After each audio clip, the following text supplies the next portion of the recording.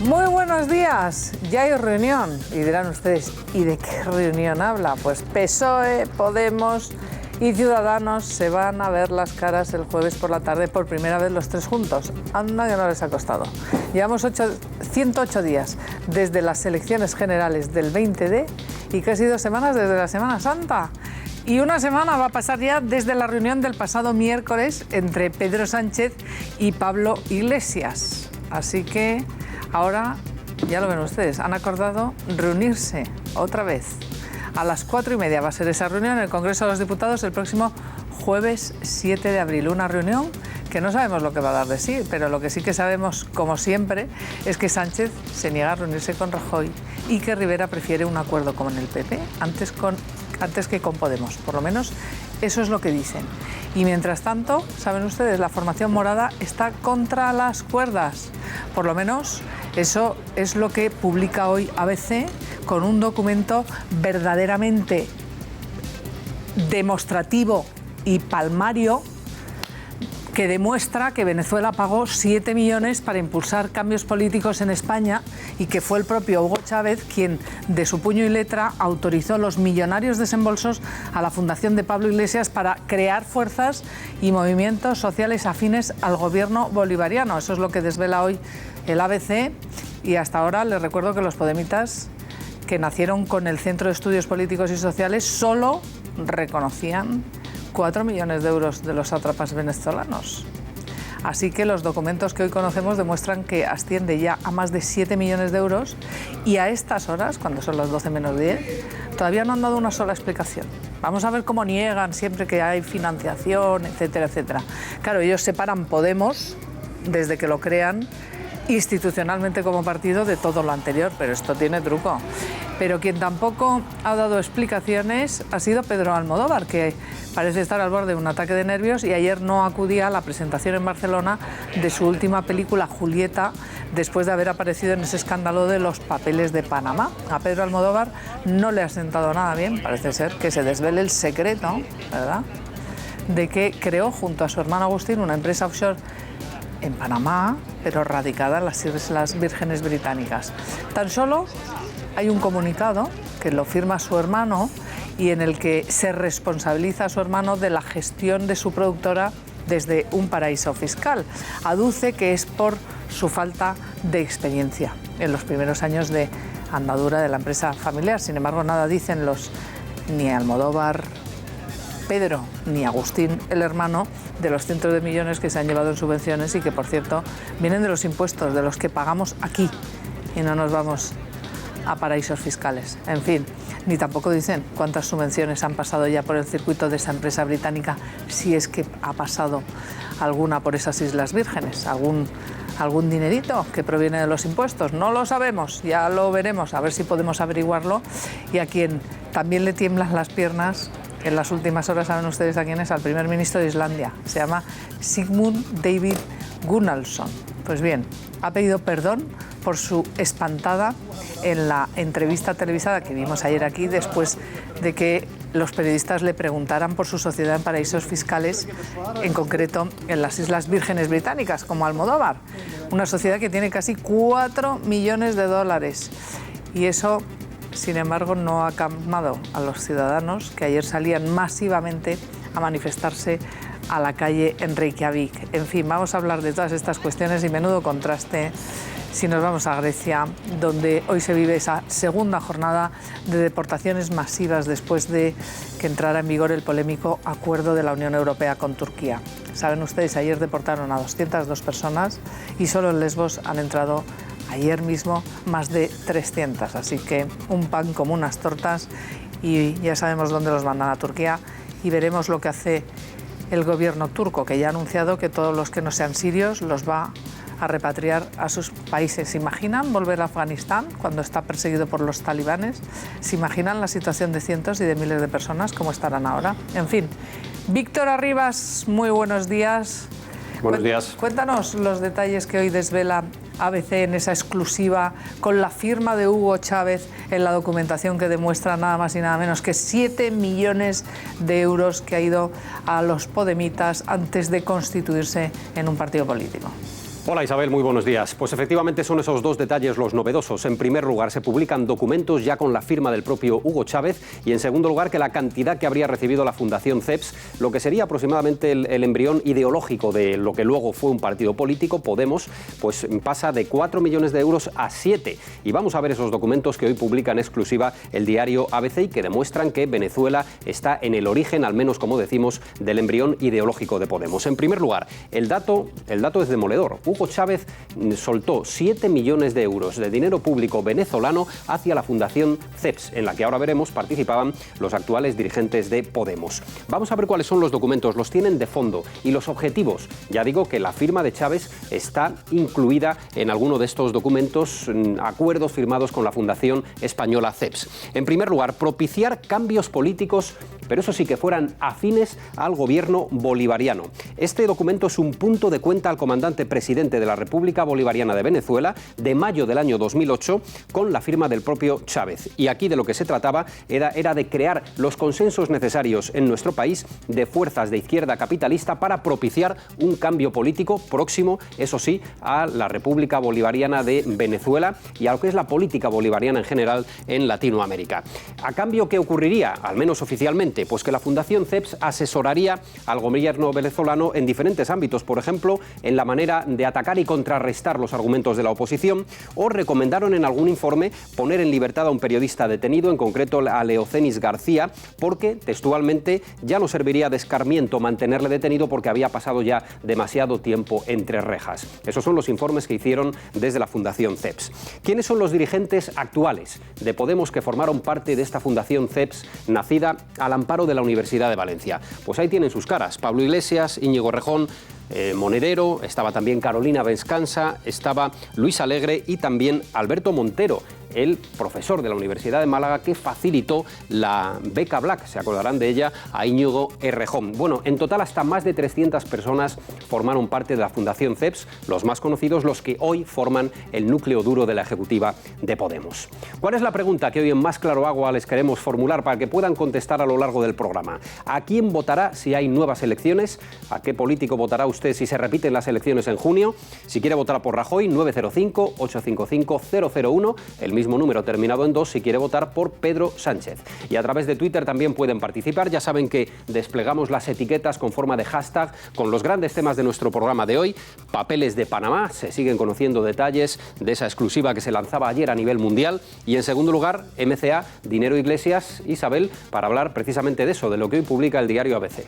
Bueno, pues efectivamente, porque desde luego es bien novedoso que el propio Hugo Chávez, fíjense ustedes el estado en el que ha dejado a Venezuela y cómo lo está haciendo Nicolás Maduro, fuera quien personalmente habilitara la partida, toda la cantidad de millones y en gente en una serie de documentos con su rúbrica personal para Pablo Iglesias y todos los señoritos de Podemos. 7 millones de euros, ¿eh? Los que nos dan a ustedes y a mí cuando nos asociamos para hacer algo, enseguida nos caen 7 millones de euros. En fin, vamos a hablar de todo esto y además para hacer un partido político, para introducir en España las ideas bolivarianas y dinamitar la democracia española. Ese es el objetivo y está hasta por escrito. Voy a presentar ya a mis invitados de esta mañana. Ana Pérez, diputada del PP por la Asamblea de Madrid y presidenta de Nuevas Generaciones. Ana, bienvenida. Muchas gracias. Está un titular sobre lo que hemos conocido de Hugo Chávez hoy. Bueno, yo creo que es una auténtica vergüenza, ¿no?, que haya quien se erija como nueva política, como regeneración, como cambio, cuando vienen de estas viejas y malas prácticas de un gobierno bolivariano.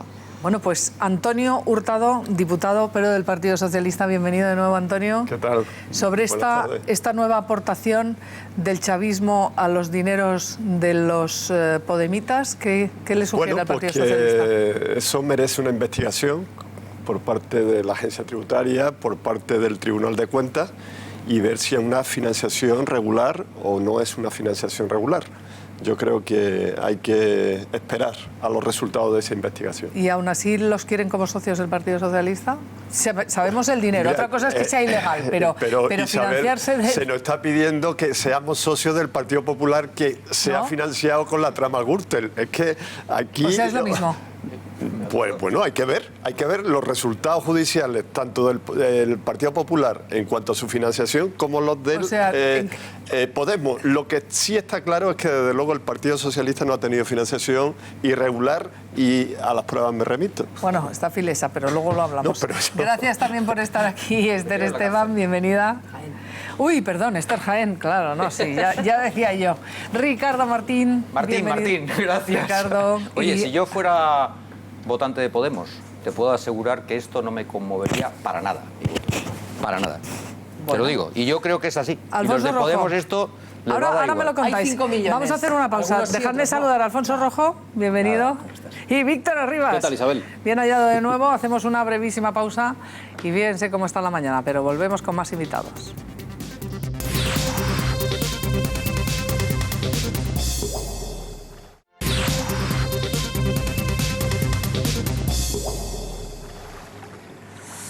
Pues ya sabrán a estas alturas que la Fiscalía y la Audiencia Nacional ha abierto una investigación sobre los papeles de Panamá. Ayer decía el ministro Montoro, y se lo contábamos aquí, que algunas de esas personas ya están siendo investigadas. Vean cómo lo decía el ministro en funciones, Cristóbal Montoro. Sea quien sea el propietario de ese nombre y de esos apellidos, se actúa contra ellos. Porque en España las leyes tributarias rigen para todos. No hay ninguna clase de excepción, ninguna categoría ni ninguna causa para que eso no sea así. Que cada vez hay menos refugios en el mundo, seguros. Y por tanto, que quien no haya regularizado todavía, pues que se dé prisa, pagando las sanciones correspondientes, pero que se dé prisa porque no prescribe con los años, desde la ley del 12, no prescribe la obligatoriedad de hacer esa declaración. Bueno, pues ahora vamos a analizar estas declaraciones del ministro Montoro a raíz del escándalo inmenso y además mundial, porque no afecta solo a nuestro país, estamos hablando de 370 periodistas, 78 países, todo pasa por Panamá y además es solo una compañía, una firma legal de un bufete en teoría de abogados que se dedica a vender estas empresas pantalla, estas empresas que se llaman offshore. Así que, ¿qué esperáis? Porque vamos a conocer nuevos nombres, lo que conocemos hasta ahora, ¿qué pensáis qué consecuencias puede tener? Porque vamos a hablar con el director de la agencia tributaria, pero quiero vuestra opinión primera. ¿Esto va a tener consecuencias, Alfonso? Sí, conocemos sí, antes de nada unos cuantos, un puñado de nombres que nos afectan a España. Y vamos a ver más, porque han entrado en el servidor y tienen todos los datos que había en el servidor y trabajaban en Hong Kong y hay muchos. Yo antes de nada, y después entraré, quisiera decir una cosa sobre lo que ha dicho Montoro. Ha dicho una cosa que a mí me escandaliza. ¿El qué? Está de moda ahora, pues ahora vamos a cargar contra los defraudadores. El único delito en España que no prescribe es este. Es decir, tú matas a tu vecina, después de violarla y torturarla. La emparedas en la cocina. Y 20 años después puedes ir a un programa de televisión, que los hay, a sacarle fruto a tu terrible y espantoso crimen. 20 años después, pones una bomba en un autobús, te llevas por delante a unos niños y 20 años después prescribe tu delito. Si tu abuelito te ha dejado 300.000 euros y se los das a los de Mossack Fonseca y no lo declaras, no prescribe nunca. A mí me parece una completa aberración jurídica y ha sacado pecho con eso el señor Montoro diciendo es que como esto no prescribe nunca, porque es verdad que no prescribe si no las declaro nunca, es decir, ni a los 15, ni a los 20, ni a los 30, ni a los 100 años. A mí me parece que este país ha perdido el oremos. A ver, sobre esta cuestión, ahora vamos a... matas a tu vecina y a televisión a vender las cosas. Que introduce Alfonso, pero antes... El problema será que prescriban delitos tan graves como esos, no que no prescriban los otros. Bueno, pero que el único que no prescriba en España es sacar fuera el dinero del abuelito. En eso estoy de acuerdo. Yo soy muy pesimista. Dice muy poco de este país, ¿eh? Soy muy pesimista sobre la localización de los verdaderos responsables de la evasión fiscal o el blanqueo de capitales a través de esta información que ha salido en Panamá. Porque el dinero sabe enmascararse muy bien y es muy difícil. Y en el caso de de la lista Falciani, acordaros que al final la cosa no ha ido para adelante. ¿Por qué no? Porque, primero, hay confidencialidad de los datos fiscales. Y segundo, quienes se llevan el dinero a Panamá para burlar la fiscalidad española, y desgraciadamente lo hacen con una serie de controles Falciani, que impiden que se les busque. Pero no se puede comparar con el caso de Falciani porque ahí los indultó ZP. O sea, el gobierno de Zapatero les avisó por carta para que regularizaran algo que no han hecho con ningún otro ciudadano en este país, que sepamos, para que regularizaran. Y porque les habían descubierto en las cuentas en Suiza... ¿Perdón? Perdón, no, que digo que lo que está diciendo Montoro precisamente es, oiga, regularicen rápidamente todo pero esto. En este caso los nombres son públicos, pero ya. En el caso de Falciani fue una lista secreta. El gobierno de Zapatero en secreto se puso en contacto con cada aludido. ¿Usted tiene cuentas en Suiza? Sí. Pues regularice porque lo acabamos de descubrir. Esto fue una irregularidad absolutamente inaudita en España. Hacienda tiene constancia de que tú, en concreto, tienes una renta que percibes y que no has declarado, y lo primero que te hace es decir, oiga, tenemos constancia de esto. Y te hace una liquidación que es provisional. Ah, pero te lo notifica. Una liquidación provisional. Primero te lo notifica, no te avisa. Liquidación provisional. Y ahora tú ya aceptas, no la aceptas, recurres o no recurres, pero en definitiva son procedimientos establecidos. Yo lo que sí quiero decir es una cuestión. Desde luego, la lucha contra el fraude, la evasión y la elusión fiscal está cada día más a la orden del día, porque se está poniendo de manifiesto que aquí quien paga impuestos no son los más poderosos. Los más poderosos tienen mecanismos para evadir impuestos, para blanquear dinero, que hasta ahora casi todos han pasado de forma impune. Os pido una breve intervención. La lucha contra el fraude fiscal tiene un marco internacional.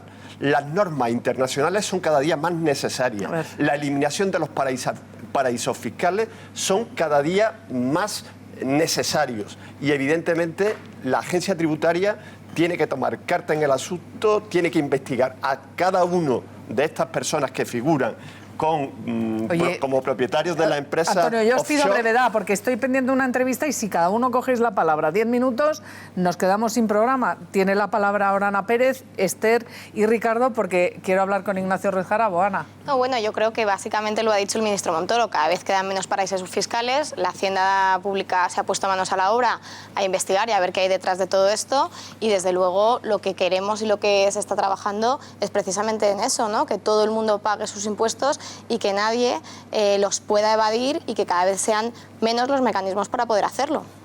Esther. Bueno, que se investigue cuando otros le han hecho el trabajo está muy bien, pero se supone que debería haber una cierta anticipación, entiendo yo, porque hay determinados perfiles, ¿no?, que son susceptibles de ser investigados. De hecho, la propia Hacienda Pública todos los años establece unos parámetros sobre gente o sobre sujetos a los que hay que controlar porque son susceptibles de evadir. En fin, yo no confío mucho en la investigación de la justicia, porque los paraísos fiscales cada vez son menos, pero los que son seguros y depende de su colaboración. Ricardo, ¿y tú? Os advierto que están saliendo ya nuevos nombres. ¿Ah, sí? Oleguer Pujol es el Confidencial, el periódico español digital, el que está en el Consorcio Internacional de Periodistas de Investigación y el que está trayendo esta información aquí, además de La Sexta, y en este momento está publicando que Oleguer Pujol pactó con Javier de la Rosa comisiones por las oficinas del Santander. Bueno, no sé si es Javier de la Rosa, es con de la Rosa. Supongo que será Javier de la Rosa. Ricardo. Bueno, estas cosas pasaban y estas es tan indignante todo que, en fin, en tiempos de los zares y en tiempos de los reyes de Francia, pues pasó lo que pasó. Lo que la población mundial, supongo que al escuchar... Unos los fusilaron y otros los guillotinaron. Exacto. Entonces, aquello generó revoluciones. Aquellos escándalos generaron un malestar social. Hoy en día, probablemente esto se queda en nada, en un comentario, digamos, de decepción de la población por este tipo de cosas. Hasta que no haya una legislación que castigue con cárcel a las personas implicadas, no va a haber nada que hacer. Me refiero... A partir de un determinado importe, sí hay cárcel. No, perdona. Claro. O sea, está en el Código Penal, te recuerdo. Pero entonces la cárcel es poca. Me refiero que la población no puede asistir... ¿Tú qué quieres? ¿La guillotina? Permanente revisable. La población... horca, castigos corporales, propone prisión permanente revisable. mutilación, lapidación, despeñamiento desde lo alto de un edificio, ley islámica, cadena perpetua, trabajos forzados, hacer balasto para en los campos de concentración, gaseamiento. Porque yo soy moderado, entonces moderado. había puesto aquí 15 años. Me parecía una suficiente. 15 años de cárcel para las personas que ya han aparecido en esta lista. Bueno, dejadme preguntar, vamos a ver. ¿Cuántos años de cárcel? Oye, suponiendo que se compruebe ¿Cuántos todo. años de cárcel tienes por matar a otro con el coche? Hablando en serio. No, es que Ricardo, no tiene nada que ver. Sales de aquí ahora en tu coche. No tiene nada sales que de aquí borracho Alfonso, con tu coche. Atropellas a un niño en el paso cebra. Es que no me parece... ¿Cuántos años de cárcel te caen por dejar a una familia sin un hijo? Pero ¿por qué hay que equiparar unos delitos a otros? Este es un delito grave. Y si a ti, Alfonso, te propone un fiscalista listo y uno de estos despachos, Alfonso, yo te lo arreglo. Pero si luego tú, devolviendo el dinero, no vas a tener cárcel, tú tienes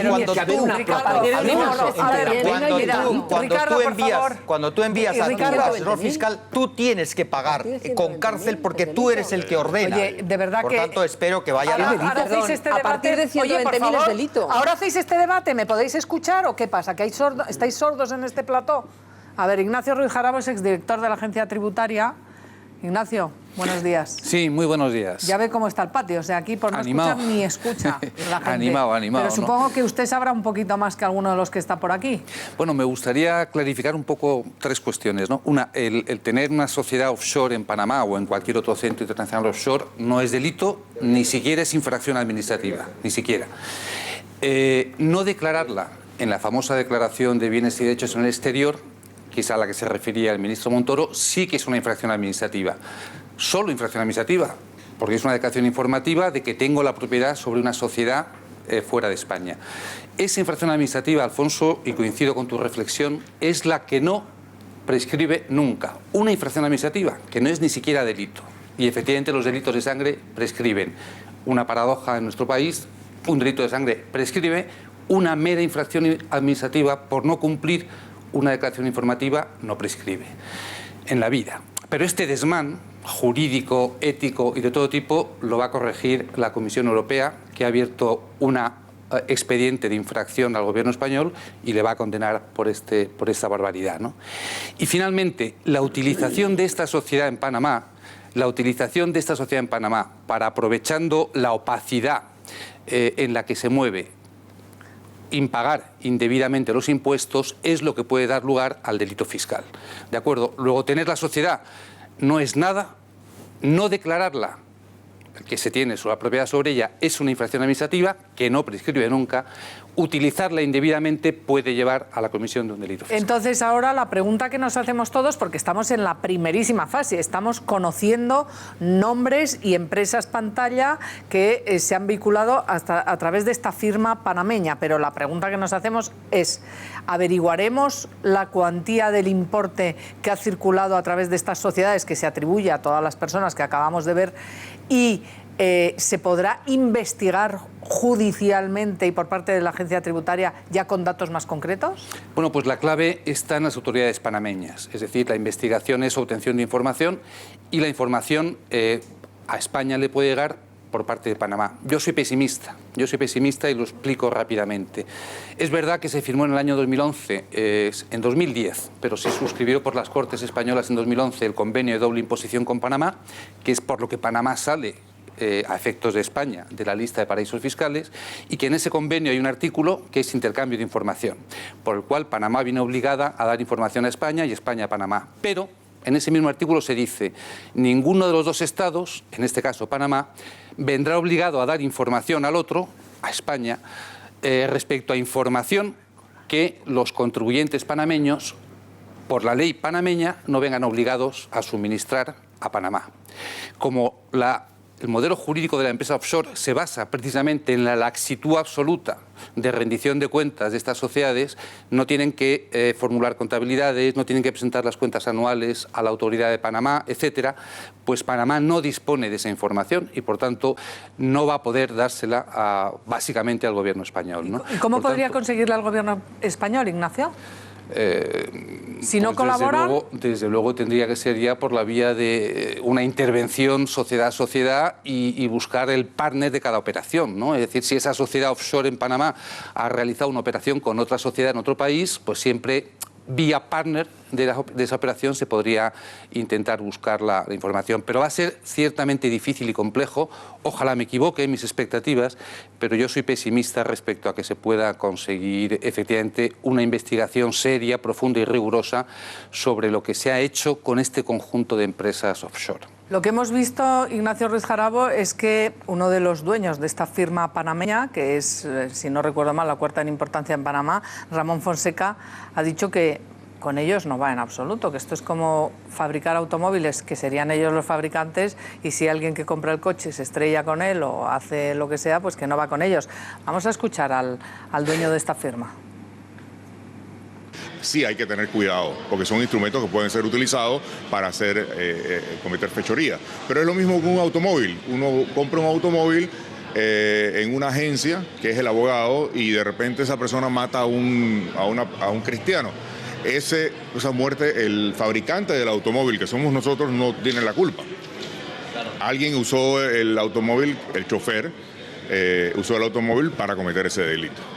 Bueno, ¿qué le parece a Ignacio Ruiz Jarabo, exdirector de la Agencia Tributaria? El ejemplo es poco afortunado, ¿no? Porque imagináramos que un fabricante de automóvil fabrica automóviles que tienen un dispositivo, por ejemplo, que inhabilita los radares, ¿no? Bueno, pues sí, claro, efectivamente, usted está dando un instrumento que permite cometer un delito, ¿no? Evidentemente, el que ha diseñado el modelo jurídico de la sociedad offshore en sí mismo, efectivamente, no ha cometido ninguna tropelía en sí mismo, pero evidentemente ha diseñado un modelo y facilita su utilización que permite, efectivamente, cometer el delito fiscal de manera flagrante, ¿no? O sea que todo esto, a mí lo que me parece alucinante es que ahora hay mucho escándalo, pero se puede quedar todo en humo de paja, porque según estamos oyendo a usted, que conoce cómo funciona la agencia tributaria y la legislación española a la perfección, puede quedar absolutamente todo en nada, en titulares de periódicos y a lo mejor en una recriminación social. Hombre, bueno, recriminación social sin duda y titulares de periódicos también. En nada no sé, pero quizá en poco sí, ¿no? Pensemos otra cosa. Estos centros internacionales offshore han generado, como siempre ocurre, un conjunto de industria auxiliar, por el cual se dan muchos servicios complementarios al usuario, ¿no? Y entre ellos está, desde luego, el uso de todo tipo de testaferros para que efectivamente no se pueda llegar nunca a conocer, o sea, prácticamente imposible conocer el propietario último, ¿no? Con lo cual, es que en muchas ocasiones los titulares de las sociedades offshore serán personas absolutamente anónimas y los movimientos bancarios que se hayan realizado habrán sido utilizando personas anónimas, porque existen estos servicios complementarios y tarjetas de crédito opacas y anónimas también, con lo cual, insisto que la investigación, me gustaría equivocarme, creo que va a ser muy compleja y que va a dar unos frutos menos de los esperados, ¿no? Mencionaba antes Ignacio Ruiz Jarabo ese hecho de que Panamá era un paraíso fiscal en España y también en la OCDE y en la Unión Europea, en el mes de junio, sin ir más lejos, en esos 30 países que tiene la Unión Europea, pero en el año 2011 el gobierno de Zapatero llegó a un acuerdo firmado con Panamá para sacarlo en España de las listas fiscales y parece que es porque hubo una especie de contraprestación de favores, ¿no? A cambio de la adjudicación del Canal de Panamá, resulta que el gobierno de Zapatero firmó sacarlo de la lista de países fiscales. ¿Qué consecuencias puede tener esto? Bueno, formar parte de la lista negra de paraísos fiscales supone ser un destino de inversiones, por ejemplo, poco apetecible a efectos fiscales legales, por así decirlo, ¿no? Es decir, la deducción por doble imposición, por ejemplo, que una sociedad española que opera en el extranjero tiene, no ocurre cuando la inversión, el beneficio, el dividendo, proviene de un paraíso fiscal, ¿no? Es decir, que cuando un país tiene el calificativo de paraíso fiscal, los inversores del resto de países tienen un hándicap para ir ahí a actuar en el marco legal, en un escenario legal. por otra parte, tiene el atractivo que en sí mismo supone ser un paraíso fiscal, que es el atractivo al revés, para el que quiere la opacidad y quiere pagar indebidamente impuestos, ¿no? Entonces, Panamá lo que consiguió con esto fue salir de la lista negra para los inversores españoles y, por tanto, acceder al beneficio de ser, digamos, una economía ya reconocida, y sin embargo seguir ofreciendo los servicios para el inversor que busca la opacidad y que busca, por tanto, la facilidad para cometer la infracción, ¿no? Pero sigue habiendo paraísos fiscales que no le interesa a ningún gobierno quitar, porque lo hemos visto, ni la propia Unión Europea, te ponen una listita, pero no se actúa mundialmente, y mientras no se actúe contra los paraísos fiscales, esto va a seguir ocurriendo. Es que hay una cosa que yo creo que quizá debiéramos reflexionar. Los movimientos internacionales que han sido muy importantes para poner un cierto orden o regular algo mejor el tema de los territorios fiscales peculiares, vamos a llamarlo así, se deben a no realmente a un intento de luchar con la economía fraudulenta o con el fraude fiscal, no nos engañemos.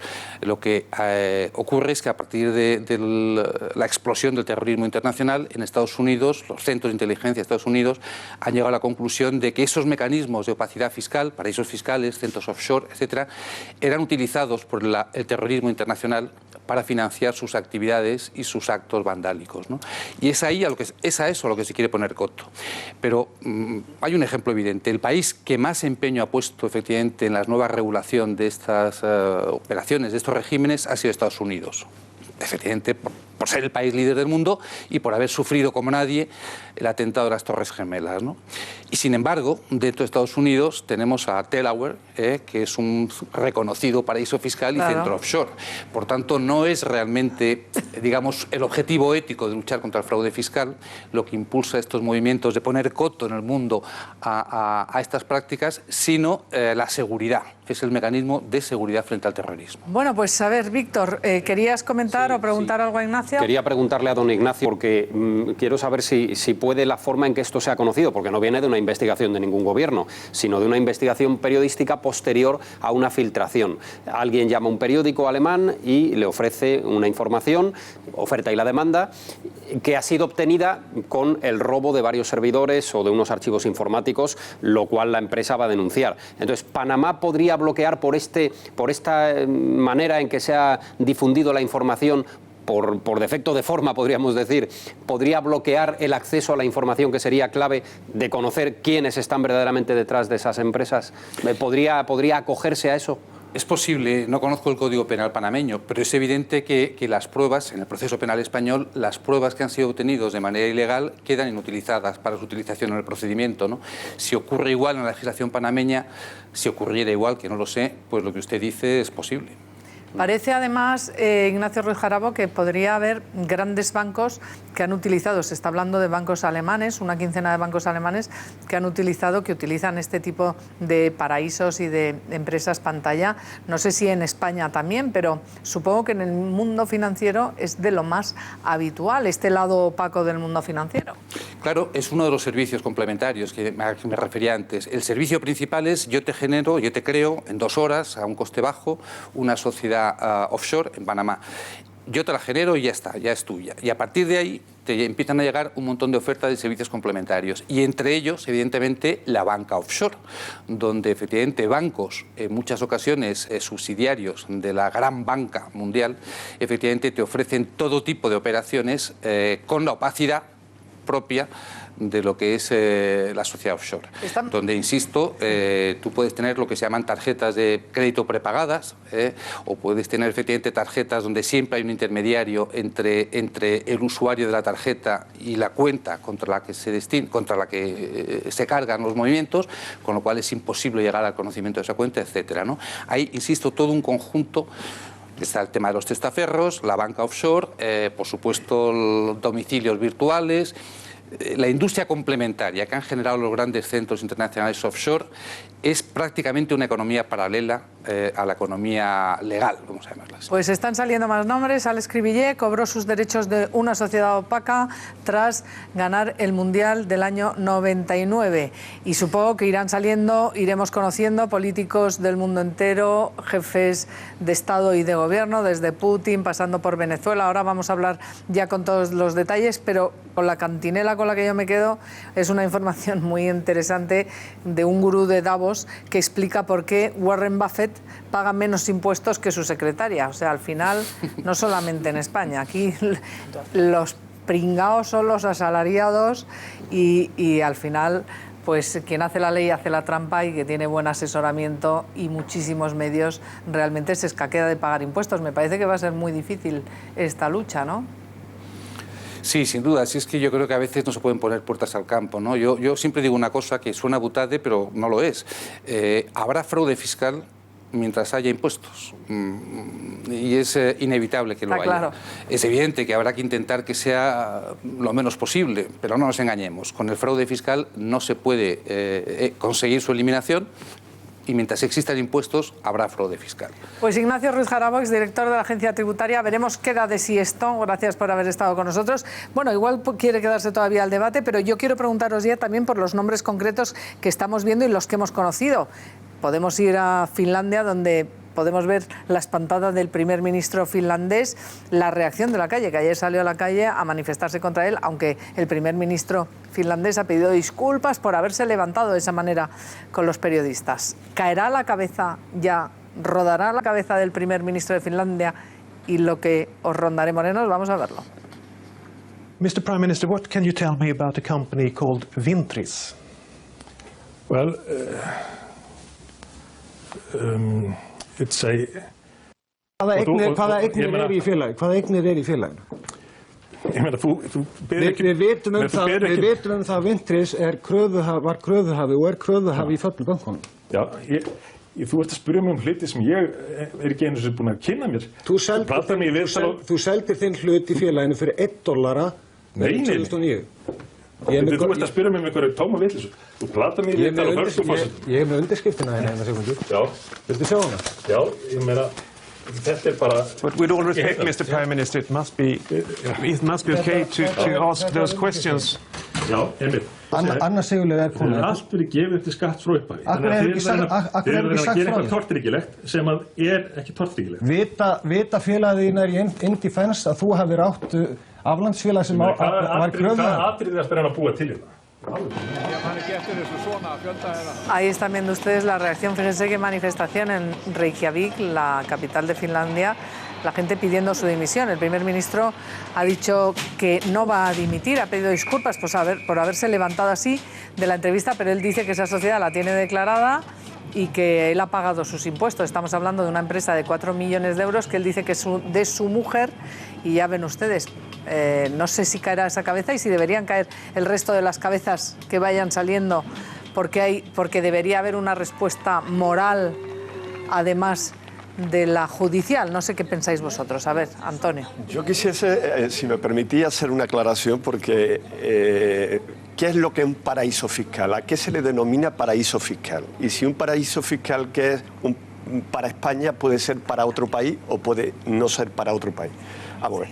El considerar un país paraíso fiscal es siempre y cuando no se haya firmado un convenio entre ambos países para evitar la doble imposición y para comprometerse a aportar información. Es decir, si España firma con Panamá un convenio de este tipo, pues evidentemente deja de ser un paraíso fiscal. Si Francia no lo firma con Panamá, Panamá es un paraíso fiscal para Francia, pero no es para España.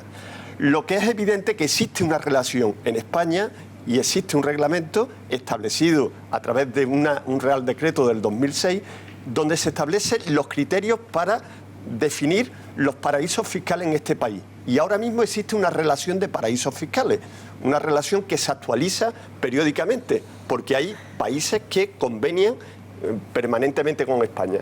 Y luego hay una cuestión internacional, que fue la Declaración de Berlín del año 2014, que es un compromiso de 54 países, entre ellos España, por garantizar el máximo de transparencia fiscal y tratar de luchar contra los paraísos fiscales. Pero si eso fuera así, ahora todas las empresas que hemos conocido, España se dirigiría a Panamá, pediría toda la información y tendría toda la información. Pero lo has dicho muy bien, el que fue director de la agencia tributaria. Lo ha dicho muy bien, siempre y cuando Panamá cuente con esa información. Panamá puede contar con la información de que existe esa empresas pantalla, pero puede que el propio país no tenga información sobre las operaciones que ha llevado a cabo esta empresa. Con los nombres bastaría, con los nombres, ¿no? Él mismo duda de ¿cuántos que... españoles hay con sociedades pantalla pero offshore? También lo ha dicho él, el tener una operación pantalla no significa, una empresa pantalla no significa que hayas cometido un delito. Son las operaciones que has podido llevar a cabo con esa empresa. Pero entonces, la cuestión, evidentemente, el que hace una empresa offshore tiene una pretensión. Ni tú haces una empresa offshore, ni yo hago, ni cualquiera de los que estamos aquí hacemos una empresa de ese tipo. El que lo hace tiene una intención de evadir impuestos y de pagar el mínimo impuesto posible. Por tanto, claro que tienen que ser objeto de investigación. Y eso es lo importante, que la agencia tributaria investigue. Porque aquí, y con esto concluyo, hay un problema.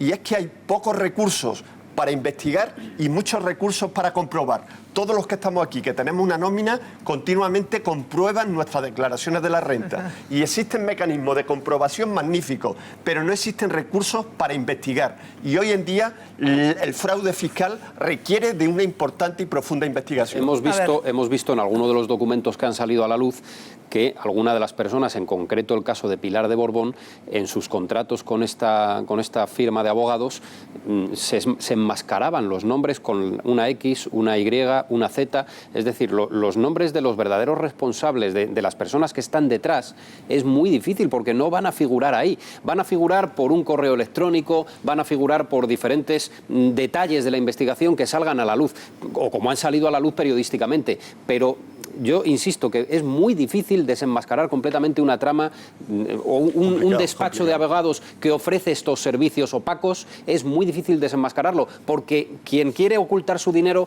no va a dejar rastro, no lo va a dejar, y habrá que poner todos los instrumentos necesarios para hacerlo, pero es muy difícil. Pero estarás conmigo que cada día es más fácil, porque de hecho siempre ha sido muy difícil contar con esta información, y han sido unos hackers los que han conseguido meterse en un sistema informático y hackear una serie de información. Esa es otra cuestión. Le voy a preguntar que a mañana Ignacio. sepamos mucha más Ignacio, información al pero quiero preguntarle a Ignacio Ruiz Jarabo, que todavía sigue con nosotros, si una información que se obtiene, como decía antes Víctor, pero yo quiero añadir, si se puede... hay abogados muy buenos, y si se demuestra que la información ha sido obtenida de una manera ilícita o irregular, como en este caso, que ha sido el hackeo de una web, o sea, abducir todos los datos, toda la información de una web sin permiso, es robarlo, pero de una manera tecnológica novedosa, si eso luego se puede usar para utilizarlo contra la persona a la que han pillado, porque a lo mejor da la sensación de que nos vamos a enterar de algunas cosas, pero que no van a poder ni siquiera perseguir si se encuentra un fraude. Claro, lo que pasa es que la información que estamos conociendo, la primera que se está publicando, ya he dicho antes que eso no era ni delito ni infracción. Claro. Por lo tanto, este dato no es, aunque se haya obtenido legalmente, este dato no es incriminatorio, ¿no? Bueno, en el caso, pero Ignacio, estamos conociendo ahora el de Cribillé, que dice que los derechos de imagen de no sé qué momento dado los desvió a través de una sociedad offshore. Esa información que se obtiene en este momento, cobró sus derechos de imagen, Alex Cribillé, de una sociedad opaca después de ganar el Mundial de 99. Habría que plantearse, uno, si ha prescrito, y dos, si eso se puede perseguir por el origen de la información. Sí, tienes toda la razón. Sin duda, el Mundial de 99 lo que cobrara, por supuesto que ha prescrito. Otra cosa es que, como sería una cantidad importante, esa cantidad ha podido ir moviéndola posteriormente y tener nuevos ingresos que igual ya no han prescrito y tampoco han sido declarados, claro. Pero hay un dato que es relevante, y yo ayer lo vi en alguna publicación, ¿no? Hay una ciudadana panameña, creo que se llama Jacqueline Alexander, ¿no?, que es figura como administradora de 1.900 sociedades offshore. Sí.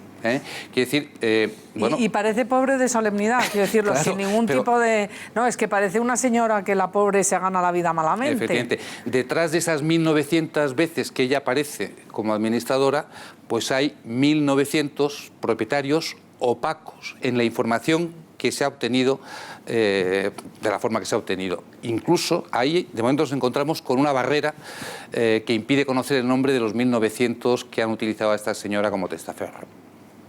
O sea que no sé qué sensación tan extraña, ¿no? Que estamos conociendo muchísima información y que parece que todo esto pues no va a valer para nada. Ahora, Isabel, sí, que está el Partido Socialista con Podemos, negociando estas cosas y a la vista de la situación, Antonio, pero ¿por qué se autorizan las sociedades offshore? Pero tú, perdona, Ricardo, se puede hacer una cuestión sociedades, previa. ¿Has visto a Podemos criticar esta cuestión con respecto a Venezuela? Hay 241.000 entradas, documentos, registros, datos de Venezuela. ¿Tú le has visto? Porque ha hecho un tuit Pablo Iglesias, que lo vamos a poder ver ahora, pero ha dicho algo sobre, por ejemplo, la ex enfermera de Hugo Chávez, que tiene junto con su maridito, que era el jefe de seguridad de Hugo Chávez, tiene exactamente 2.000 millones en vía Panamá. Se sabe hasta la cantidad. Y miren lo que ha dicho. Lucha contra el fraude fiscal no puede quedarse en lágrimas de cocodrilo. No ha dicho ni una sola palabra de Venezuela. Yo lo explique. De la yo creo que evidentemente... ¿Así lucha Podemos contra el fraude fiscal? Bueno, supongo que es un problema colateral.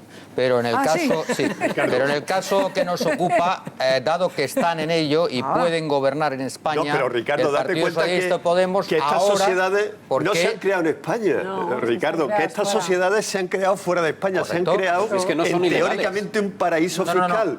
Para otros países, en concreto, para España no es para un paraíso fiscal.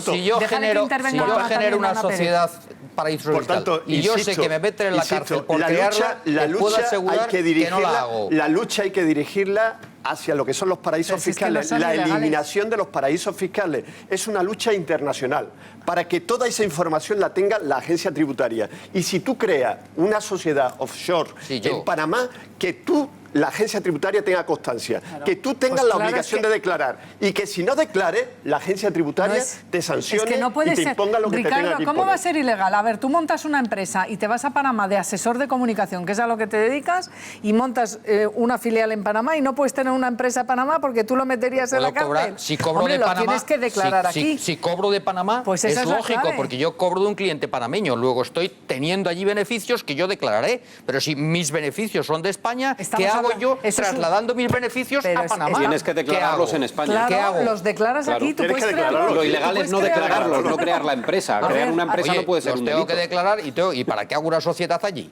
A ver, ¿Que no tiene sentido? No, yo lo que creo es que en algo tan complejo, tan difícil de demostrar probablemente, porque como bien ha dicho Isabel, la información viene de haber sido hackeadas las cuentas.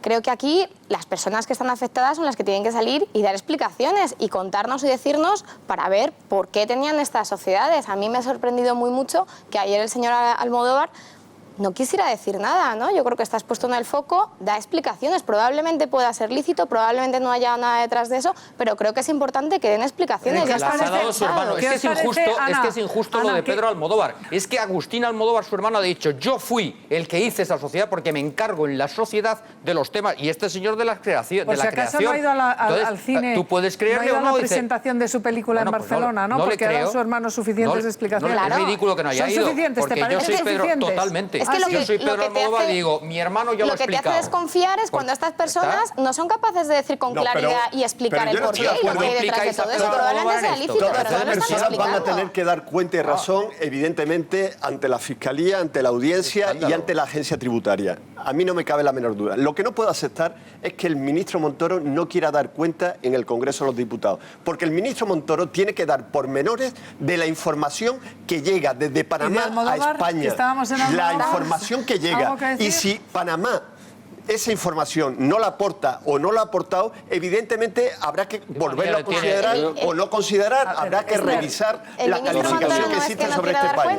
El problema es que el primer mandato del Congreso es formar un gobierno que tenga la confianza del Parlamento y que entonces haga declaraciones ante los medios de comunicación y se niegue a ir al Congreso a explicar lo que está ocurriendo. Es que la primera responsabilidad del Congreso es crear un gobierno. Oficialmente espero que no. No se sabe nada. Lo que sabemos, a ver, Esther, espero que no. Pues yo creo que sí. Pero ¿cómo vas a ver más si el gobierno no hackea? El gobierno tiene lo que ha leído. Tiene que remitir la información, porque no un paraíso fiscal, tiene que remitir una serie de información permanentemente a la agencia tributaria. La agencia tributaria lo primero que tiene que ver es si en esa información hay al respecto sobre este tipo de empresas offshore? Y luego, si los declarantes del modelo 720, los que tenían que haber declarado, lo han declarado. Pero si nos es importa un trabajo de la agencia una tributaria. valoración sobre Almodóvar, que todavía no te he escuchado. No, ya la he dado, ¿no? Tú ya la has dado, Ricardo, pero Antonio no. A vosotros, el hecho de que no aparezca él públicamente, que no vaya ni siquiera a la presentación de su película ayer, la última película en Barcelona, Julieta, y que sea un comunicado de su hermano, ¿os parece suficiente? No sabemos cómo. Dice que fue cuando se creó por su inexperiencia.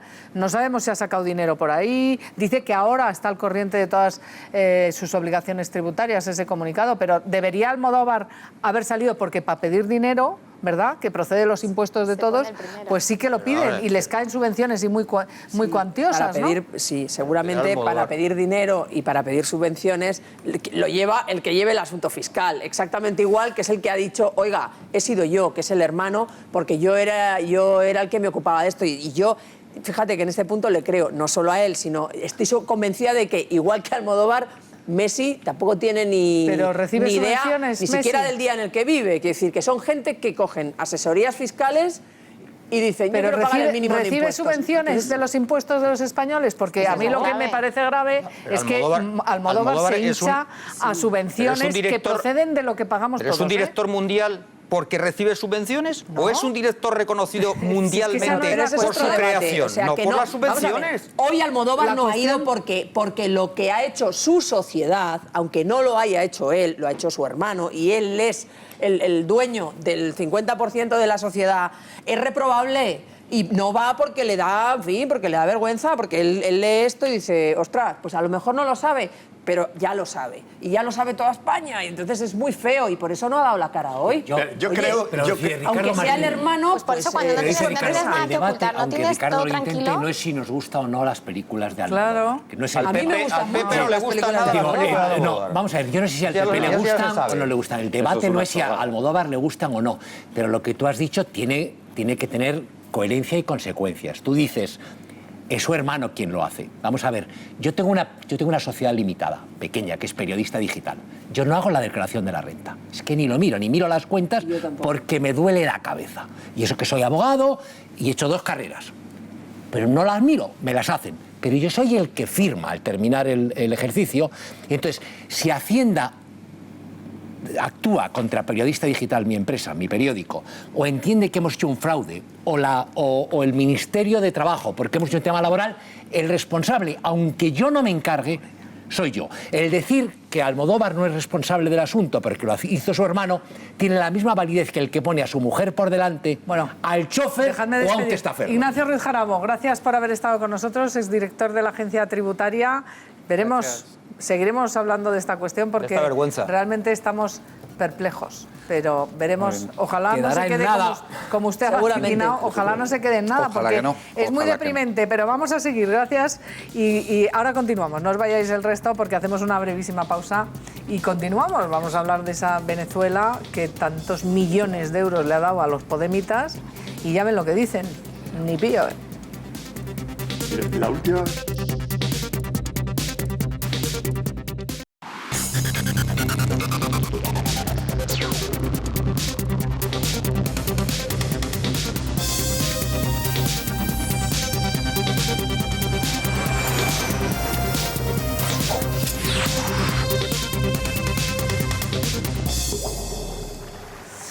Enseguida vamos a hablar de las negociaciones o de las no negociaciones, porque saben ustedes, ya hay fecha para esa reunión a 3, Ciudadanos, Partido Socialista y Podemos. Dejan fuera Izquierda Unida, el Partido Socialista y Podemos, y se reúnen con Ciudadanos los 3.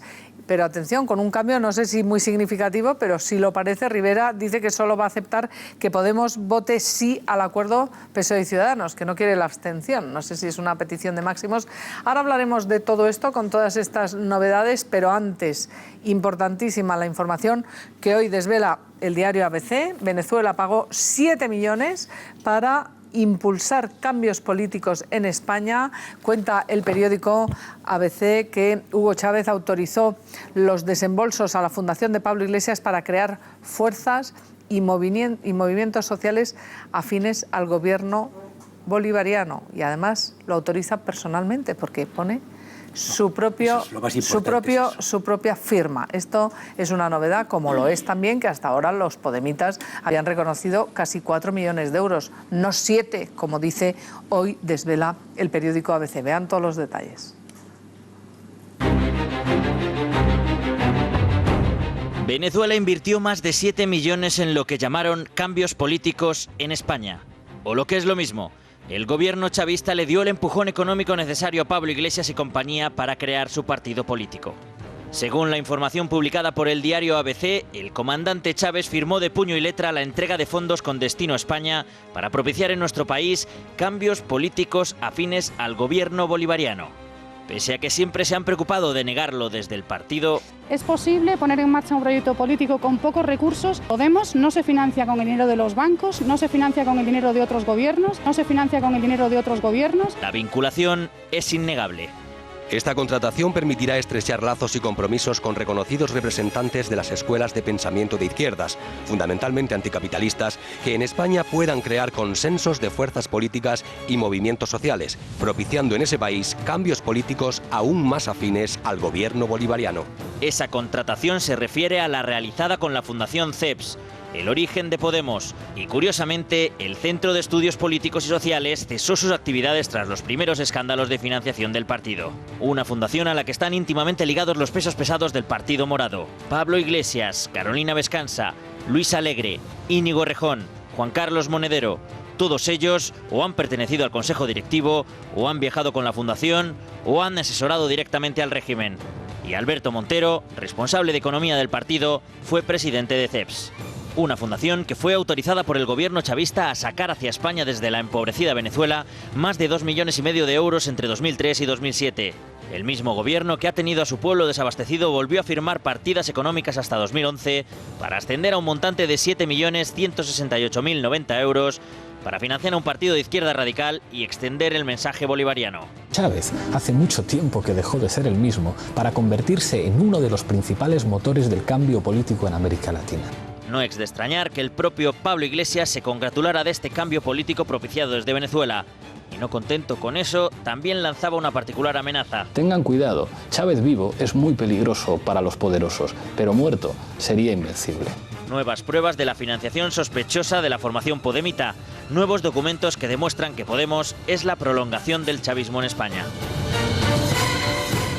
Muerto Chávez y Pablo Iglesias con la buchaca llena. Él y los chicos del CEPS que montaron ese proyecto político directamente autorizado, mientras en Venezuela se mueren de hambre, por el que fue su presidente Hugo Chávez. Bueno, Alfonso. Yo lo que veo muy importante en la información de ABC, bueno, sabíamos que había conexiones, que todos ellos, porque hay pruebas evidentes y no lo han tapado, han cobrado de Venezuela, pero todo estaba tapado, cubierto o rebozado en la idea de que eran trabajos universitarios. CEPS era una organización universitaria, Vescanza iban allí, vivían muy bien, nos podía parecer escandaloso, pero todo lo cubrían como no era Podemos, era antes de Podemos y era nuestra labor universitaria. Este documento que saca ABC, donde aparece la firma de puño y letra de Chávez, lo que demuestra es la realidad del asunto, es decir, algo que sospechábamos, pero que no había ninguna prueba concreta. Es decir, no se les da el dinero por ser CEPS, no se les da el dinero por ser universitarios, no se les da el dinero por nada, se les da el dinero con el objetivo de que creen en España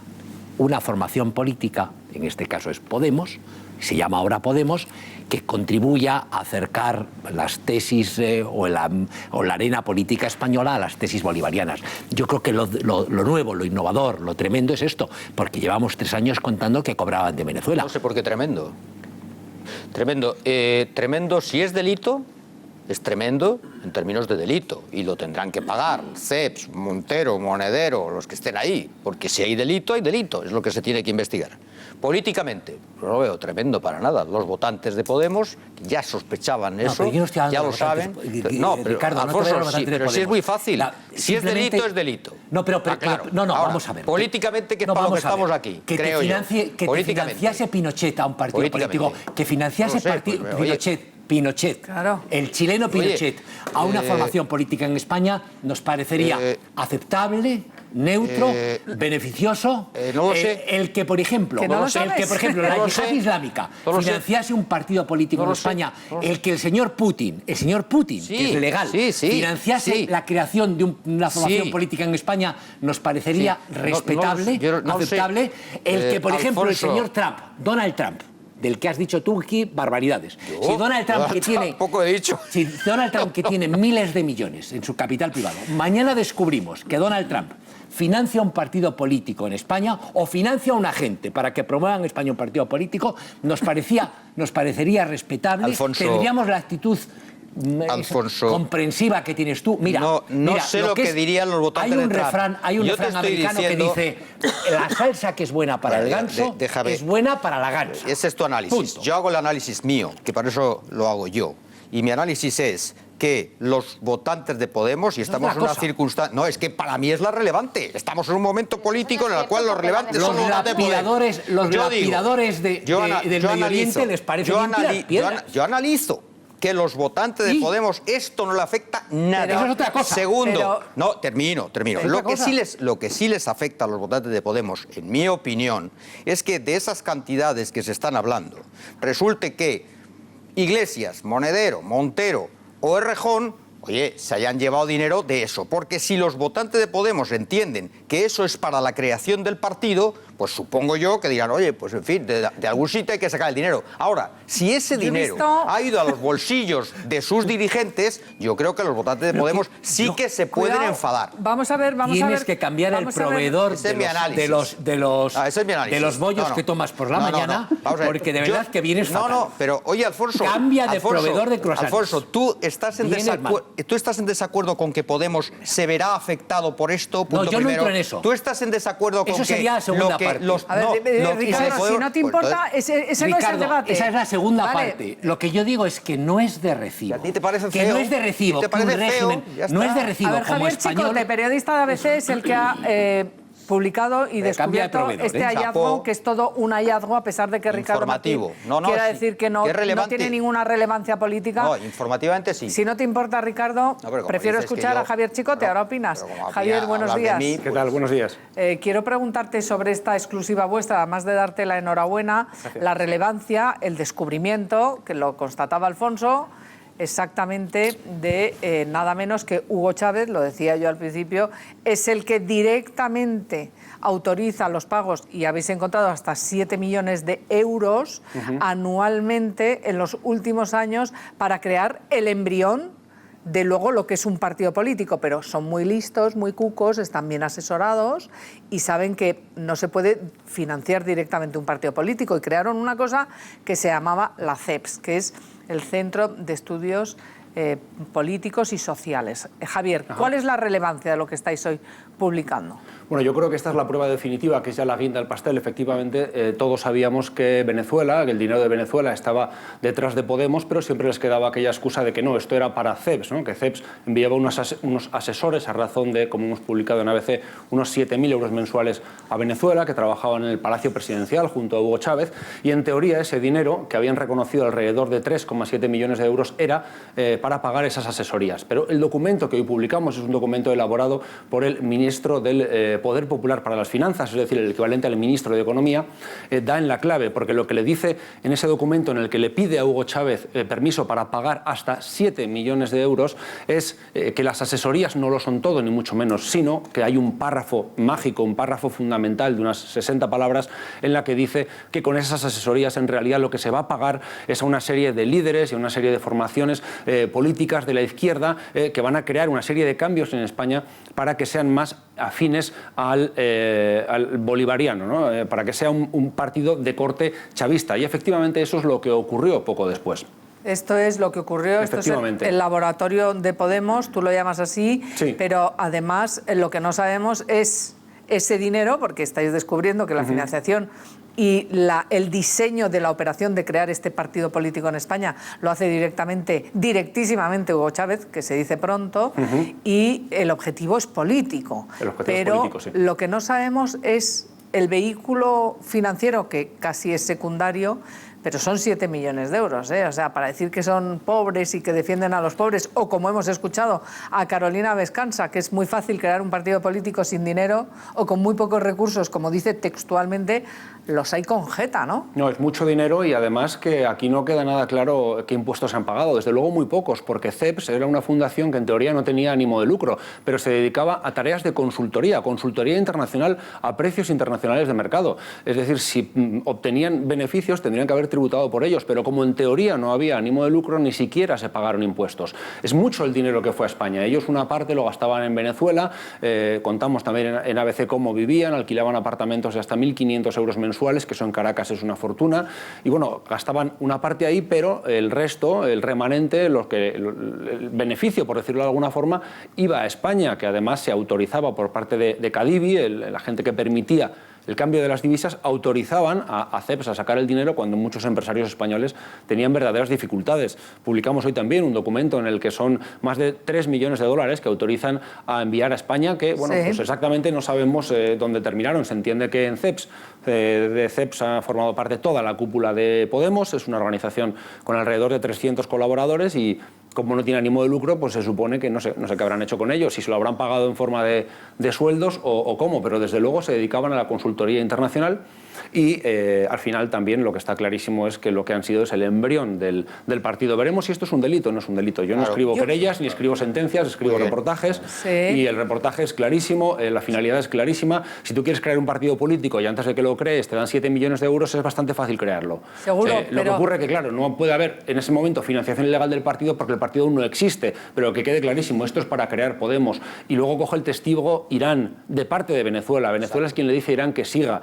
Rompen, cuando muere Chávez, con Maduro no hay tan buena relación, y entran los iraníes que pagan a Pablo Iglesias nominalmente. Hemos publicado las facturas. Yo estoy con el análisis que ha hecho mi querido Alfonso Rojo. Si Chile de Pinochet le paga 70.000 euros a Esperanza Aguirre en facturas como autónoma, pues estarían pidiendo que la justiciaran en una plaza pública o algo así. Fíjate, o Javier, si a Ciudadanos lo financiara algún régimen de este tipo, pues ¿qué estarían diciendo? Sin duda, ninguna dictadura y ningún país que no sea democrático. Y además es que directamente está prohibido en la legislación la financiación directa. Esto evidentemente es un ardid para crear un partido político, como reconoce este documento en ese párrafo precisamente de las 60 palabras que estabas tú citando. Y es que esa es la clave. No, pero está claro, Javier, que tontos no son, ¿no? Y que todo esto lo han articulado previo a la creación oficial institucional en el registro del Ministerio del Interior de un partido político. Pero aquí vemos que hay un diseño de una operación y el dinero que han recibido, estamos hablando de 7 millones que tenéis constatados vosotros hoy en ABC. ¿Y hasta cuánto asciende el dinero de Irán? Esta vez ya no es para un partido político, ya no es para la CEPS, es para productoras de televisión y vender su mensaje. ¿A cuánto asciende lo de Irán? Sí, el dinero de Irán es en torno a 700.000 euros anuales, que sumaban en el último periodo alrededor de 2 millones de euros según cálculos policiales. Eso es lo que ha cobrado una cosa que la policía denomina el entramado de comunicación de Podemos. Pablo Iglesias al frente, que él cobraba, como decía, a título personal, haciendo facturas a su nombre, facturas como autónomo, otros colaboradores suyos y una serie de productoras también sin ánimo de lucro, de las que no pagan impuesto de sociedades, que también cobraban de Irán, y se calcula que en torno a 2 millones de euros, que es lo que ahora se está investigando. Porque lo de Irán, Javier, perdóname, sí. Lo de Irán sí que se mantiene en el tiempo, incluso después de que Podemos sea partido político. Y actualmente, pues ahí voy yo. Sí. Hemos conocido que le pagaba hasta el móvil a Pablo Iglesias hasta hace un cuarto de hora. Y me refiero hasta hace unos días. Sí, el móvil que tiene Pablo Iglesias está a nombre de la productora 360 Global Media, que es una productora de capital iraní registrada en España para trabajar para Hispan TV, que es este canal con el que se buscaba influencia en países hispanoparlantes. Y efectivamente el dinero de Irán se ha seguido llegando en la actualidad. Y pagar, en realidad, financiar el entramado de comunicación de Podemos es financiar a Podemos, porque Podemos es un fenómeno de comunicación. Podemos se ha hecho sobre la base de la comunicación. Podemos no se ha construido mucho más en las televisiones que en las ideologías o que en otro tipo de cosas. Lo que se estaba pagando en realidad es el partido, y Pablo Iglesias lo decía, y esto lo ha contado, por ejemplo, a quien conocéis bien, el señor Enrique Riobó, que él le decía que iban a comerse Izquierda Unida y que luego podrían hasta con el PSOE. Y esto lo decía cuando, claro, aún existía en el Registro Nacional de Partidos Podemos como entidad creada. creada, pero que no le quepa a nadie ninguna duda de que con todo esto lo que se estaba pagando es la financiación de un partido de corte izquierdista radical, de corte bolivariano, como queramos llamarlo, y efectivamente ahí apareció ese partido que ha sido financiado sin ningún lugar a dudas, ese nacimiento, ese embrión, por Venezuela y por Irán. Yo no sé si nos toman por tontos, pero que Podemos, desde que lo constituyen, tenemos los datos con Venezuela, con Irán, lo está contando Javier Chicote, lo estamos contando aquí, lo han contado otros medios de comunicación, y es que verdaderamente es un insulto a la inteligencia, y a todas estas el Partido Socialista está encantado de llegar a un acuerdo con un partido que se ha financiado embrionariamente.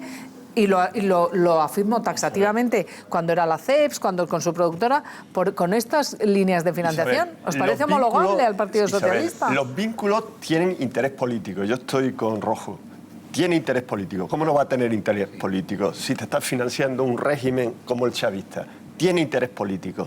Ahora, lo que es condenable es la financiación irregular. Un dato objetivo. En este país, el único partido político que tiene ya 2 imputaciones por financiación irregular se llama Partido Popular. No existe ningún otro partido político que haya sido imputado por financiación irregular. ¿Te parece bien lo de Podemos o mal? Perdón. Que es lo que no Ahora, lo que hay es que ver, y si es cierto que Irán sigue financiando a Podemos, será el Tribunal de Cuentas quien está estudiando la financiación del Podemos, al igual que el del resto de partidos políticos, quien debe determinar si es una financiación regular o irregular, si es legal o es ilegal. Si hubieran recibido el dinero de Pinochet, mientras tanto, vamos a ser prudentes y no hagamos un juicio, digamos, de televisión. Y entonces, recibir dinero de Pinochet insisto, es fantástico. No, pero podemos hacer titulares. Que políticamente tiene significación y que ¿Y qué significación tiene para el Partido pero Socialista? Que condenablemente para mí es mucho más condenable el que se estén financiando con mordidas con el PP del y con dinero Podemos. público, con mordidas del dinero público, con mordidas del bolsillo de todos los que estamos aquí. A la cárcel, no, pero, a la cárcel. Y eso es financiación ilegal. Hablo de las líneas éticas. O sea, para y ese vosotros, partido, bueno, pero imposible. éticamente, Isabel, éticamente tú me estás diciendo, tú me estás diciendo, ¿por qué no llegáis a un pacto con el Partido Popular? Y nosotros decimos no, porque políticamente, bueno, lo estáis diciendo la gran mayoría de la gente. ¿Por qué no se habla con el Partido Popular? ¿Por qué no se sienta con Rajoy, Pedro Sánchez? ¿Por qué no se llega a un acuerdo con el Partido Popular? Y de lo que hablábamos de Podemos, ¿tienes una opinión o no? Y se sienta de lo que hablamos de Podemos y de eso, porque mira, si yo fuera periodista, que yo creo que ya no lo soy, hay un titular, es decir, el gobierno de Venezuela no tiene para papel higiénico para su gente, pero tiene dinero para darle a los de Podemos. Yo haría titulares de tipo. Ahora te pregunto, tú obvia lo del PP, que ya vendrá y ya le daremos lo que le corresponde, que es mucho. Que ya le daremos mucho. La pregunta que te ha hecho Isabel, que yo creo que como en la confusión no la has escuchado, es si a ti te parece bien, mal, regular o aceptable que un régimen que encarcela a los miembros de la Internacional Socialista, colegas tuyos, aunque no lo quieras reconocer, que tortura a las mujeres de los miembros de la Internacional Socialista, que como hoy lo publicamos en Periodista Digital, hace ejecuciones extrajudiciales todos los días, que ha violado niñas con botellas de Coca-Cola y que maltrata a la gente. Ahora, si ese régimen financia a vuestros socios. Un régimen que haga eso, yo condenaré siempre, evidentemente, que financia cualquier partido político. Ahora, lo que tú estás diciendo, compruébalo. Demuéstralo. ¿Cómo que compruébalo? Demuéstralo. Díselo a Felipe González. Y en ese sentido... te voy a dar declaraciones de Felipe González. No te digo Felipe eso González. Pero escúchame. ¿Sabes quién es Felipe González o se te ha olvidado también? Si lo has dicho tú. Felipe González. Lo has dicho tú. Felipe que eso financiaba una fundación, que no financiaba un partido político. No una fundación. No, lo has dicho tú. Decía que financiaba una fundación. Lo has dicho tú, no lo he dicho yo. Tú has dicho que el partido político no se ha financiado. Que se ha financiado el embrión del partido político, que es una fundación. Es cosa distinta. Y lo has dicho tú. Es ahora. Pero vamos a ver, que Irán le pague el teléfono a Pablo Iglesias es ahora. Lo está negando el propio partido de Pablo Iglesias. No lo niegan. Que lo está diciendo. Que no puede haber ningún vínculo en ese sentido, cuando realmente lo que existe es una relación de prestación de servicios entre dos empresas. No, ya no me pongo nervioso, si me da igual. Si me da igual. Lo niega, lo parece. Íñigo Errejón, al menos yo lo que he entendido... Perdón, ha dicho no. Ha dicho que lo paga... Y ha aclarado. Ha dicho que lo paga la productora, que es la que se financia a través de Irán. Con dinero que viene de paraísos fiscales, además. Que lo paga, que el dinero lo paga. Oye, por ejemplo, podemos volver a escuchar. Lo puede repetir. A mí me parece que lo matiza, pero... Diputado, me concede la palabra. Esto es Vamos a ver. interesante. Al margen de que... No, pero que no te he escuchado lo del dinero. No, digo que el dinero con el que Irán viene? está financiando estos programas de televisión de Forapache y todo eso, primero se deposita en paraísos fiscales, porque hasta hace poco ha habido un embargo que pesaba sobre el régimen iraní y no podían realizar transacciones comerciales con países del mundo, entre otros España. Entonces el dinero sospechosamente iba primero a un paraíso fiscal y luego ya iba a la empresa que financia este canal de televisión. Eso lo van a investigar. No, si eso está demostrado. Y se va a demostrar, y si es así, habrá una imputación de Podemos. Esperemos. A lo que ahora yo quiero mismo el que está imputado al Partido Popular, no está Podemos. A lo que yo quiero ir... Déjame, porque concluye Victoriana. No, son 10 segundos. Y ahora le pregunta a Chicote. Al margen de que se pueda demostrar o no la ilegalidad, que seguramente no hay una ilegalidad en la percepción por parte de la Fundación CEPS, lo que luego fue Podemos, de dinero de Venezuela. Pero ¿consideráis que es aceptable que desde un país extranjero se ponga dinero sobre la mesa para influir en el debate político de otro país? Eso es una injerencia inaceptable y en ningún país del mundo se aceptaría. Y con este documento que sale hoy a la luz está demostrado que la intención del gobierno de Chávez era crear una plataforma que derivara en partido político con formaciones anticapitalistas e influyera en el debate político de España. Gran éxito. Para en última instancia habilitar un gobierno de extrema izquierda en España. ¿Eso te parece bien? Sí, ¿Eso te parece gran bien? éxito. ¿Te parece bien eso? Perdón.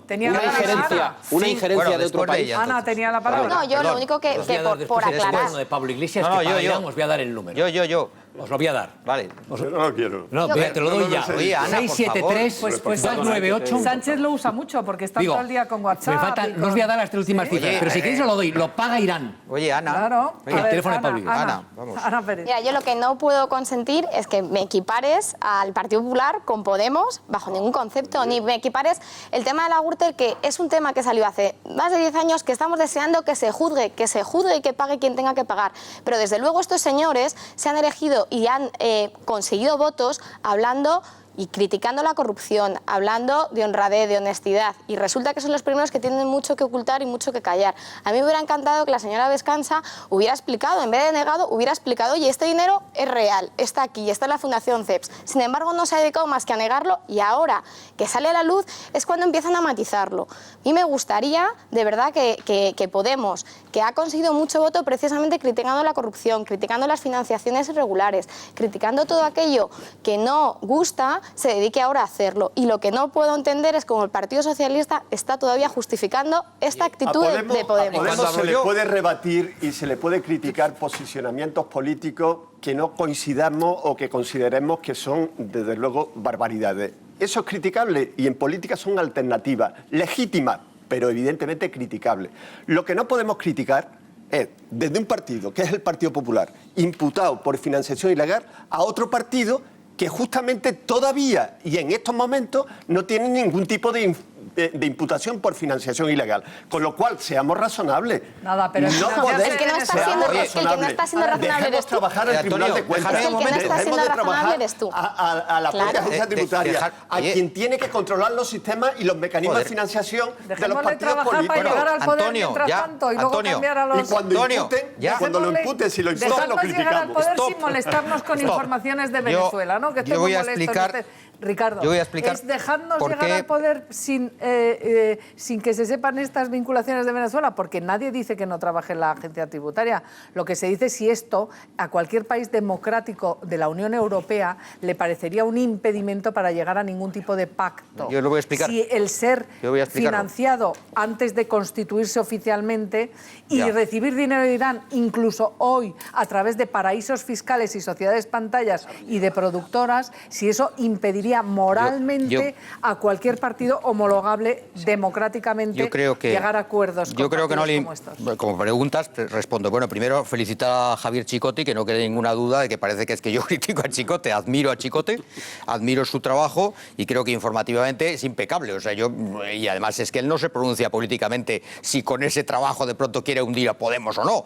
No, él informa. Es una información valiosísima, punto. Y yo analizo esa información, punto. Así que enhorabuena, Javier. ¿Por qué el PSOE puede llegar a acuerdo con Podemos? Porque llega a acuerdo con 5 millones de votantes. Es fácil. O sea, 5 millones de votantes... Perdón, que fin ni nada. O sea, hay 5 millones de personas... Perdóname, O sea, hay 5 millones de personas que han votado una cosa. Alguien dice, o puede decir esta putada, claro, también Hitler tenía no sé cuánto, no sé qué, ¿por qué no pactó el PSOE con Hitler? Cosas chorradas. Pero realmente estamos en el caso presente, no tiene nada que ver con Hitler, los señores de Podemos, y hay 5 millones de votantes. Para formar un gobierno en España, un partido socialista que tiene 800 millones de votantes y otro que tiene 5 millones pueden llegar a acuerdos perfectamente. Luego otra cosa será en el futuro, dice, oye, es que resulta que son los delincuentes, en las próximas elecciones van a perder Podemos, no sé qué, pero hoy en día hay 5 millones de votantes de izquierdas, parece ser, y hay 5 millones y medio de votantes del PSOE. Y esto es lo que se está trabajando ahora, creo yo, Antonio. Y entonces preguntar retóricamente, ¿qué pasa? ¿Por qué pactáis con unos que vienen de Venezuela o de no sé cuándo? Pero vamos a ver, si es que 5 millones de señores han votado eso. Entonces es así. ¿Por qué negar que hay 5 millones de votantes de Podemos que quieren los votos de Podemos, que tienen y que saben además lo de Venezuela, lo saben de sobra? Javier Chicote, quería preguntarte porque ha negado, la única reacción que tenemos por ahora por parte de Podemos es de Sergio Pascual, el guillotinado, ¿no? El guillotinado políticamente, que dice, niega, como les gusta la guillotina, pues yo digo políticamente, porque se lo cargó así el dedazo de Pablo Iglesias de la noche a la mañana, con nocturnidad, es lo que tiene. Pero Sergio Pascual ha negado la financiación ilegal y además reta a cualquiera a ir al juzgado. Claro que esto a mí, sinceramente, y sé que va a enfadar a algunos, me recuerda a los abogados del entorno etarra, que sabían más que nadie y sabían sortear los vericuetos de la ley. No en vano, durante años la justicia española estuvo buscando los vericuetos que ellos utilizaban para al final constatar pues que ellos conocían todas las trampas para que no se les pudiera acusar directamente, por ejemplo, con la financiación de ETA, de los entramados de ETA, etcétera, etcétera. Pues Podemos sabe divinamente, está muy bien asesorado, sus abogados, y saben hasta dónde han podido llegar con la financiación, entiendo yo, de la información que publicáis. Claro, y además es que el delito de financiación ilegal para los partidos es de antes de ayer. En realidad se creó hace muy poco tiempo y ellos lo que están haciendo es colocar un cortafuegos. Se opuso, por cierto. Sí, colocar un cortafuegos entre el dinero que llegaba a CEPS y lo que iba a Podemos.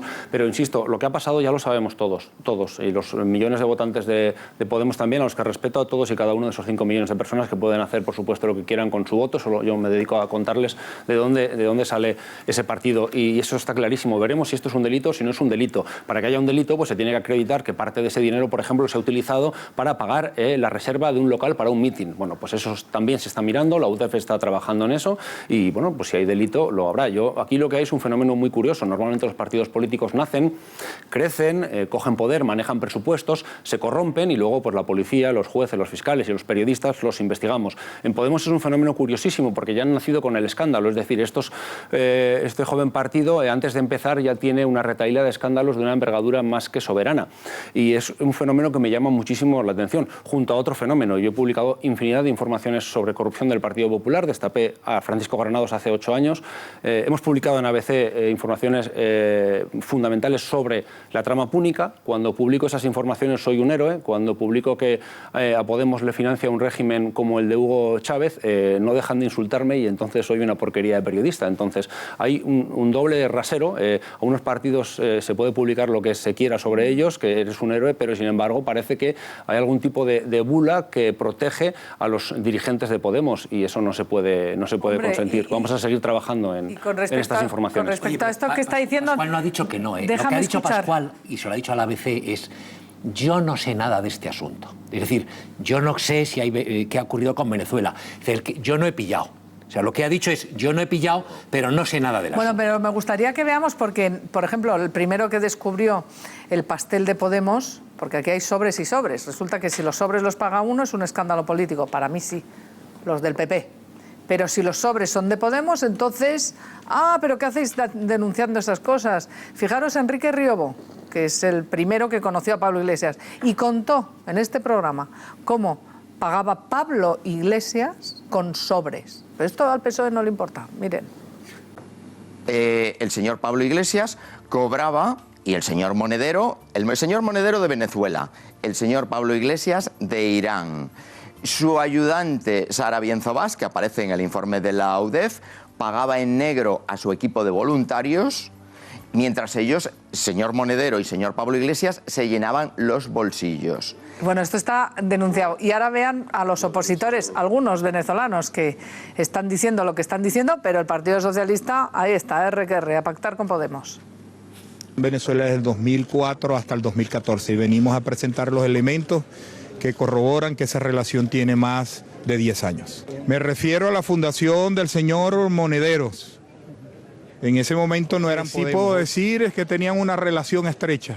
Maduro y Chávez hacían mucho de lo que les decía Podemos y tengo documentos que prueban eso, más de 270 documentos. Sí. Bueno, pues eso dice la oposición y además encarcelan a socialistas, pero al Partido Socialista le parece homologable un partido que al margen de los delitos encarcela a socialistas, encarcela a la oposición y se puede pactar con ellos en España. Al Partido Socialista lo que le preocupa son las soluciones a los problemas de este país. Si Podemos está dispuesto a arrimar el hombro para solucionar los problemas de este país, bienvenido sea. Y que se entienda con los jueces, con el tribunal y con la policía si han tenido financiación ilegal. No vale el PP. Dejemos trabajar a quienes tienen que investigar el sistema de financiación de los partidos políticos y asumamos, y se lo dirijo a la representante del Partido Popular, asumamos cuando los jueces imputan que evidentemente existen indicios muy claros y consistentes de que el Partido Popular sí se ha financiado ilegalmente.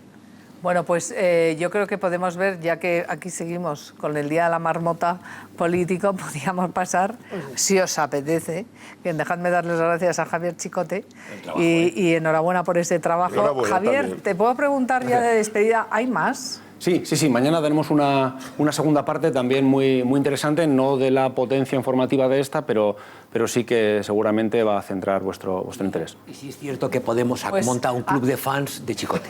Sí, el día que gobiernen, Alfonso, me vas a tener que esconder tú en algún sitio que tengas por ahí hay un club de fans que preside Vescansa, que es todos con Chicote. Bueno, pues vamos, gracias Javier.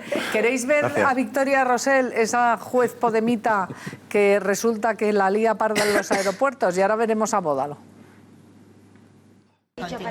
Victoria Rosell vuelve a ser noticia y no por su trabajo como diputada de Podemos. La ex jueza ha vuelto a protagonizar este domingo un nuevo incidente en el aeropuerto de Gran Canaria al negarse a ser identificada en el control de seguridad. La trifulca, que paralizó durante varios minutos el control, fue registrada por otro pasajero. En la grabación se escucha como un agente de la Guardia Civil pide hasta en 4 ocasiones la documentación a la parlamentaria, que se niega a entregar porque alega tiene que coger un avión. Deme usted su documentación, por favor. ¿Me da su documentación, señora? La agarro de la mano. Pues bueno, deme su documentación, le estoy diciendo. Por favor, déjame coger. Le digo a usted que me dé su documentación, por favor. No me haga usted agarrarla de la mano, ¿vale? Que no, señor, que tengo que coger un avión.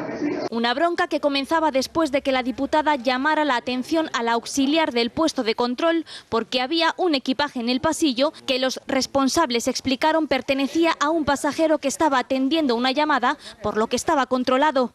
Es que es de una irresponsabilidad.